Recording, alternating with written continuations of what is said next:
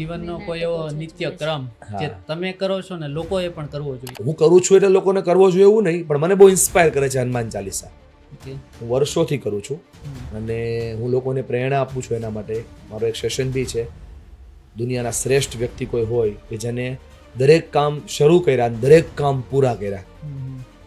He is ઇનિશિએટર ને he is ફિનિશિએટર. Hanuman only.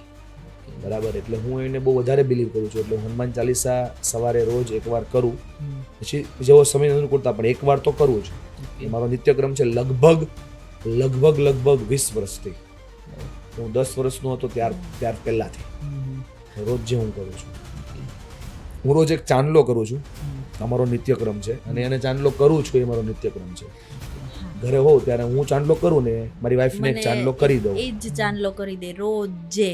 6 વર્ષ થયા ને આજે રોજે ડેઈલી ચાંદલો એને જ કરવાનો. જ્યારે એ બહાર ગયા હોય ને બધાને ખબર પડી જાય જે ઘરે નથી.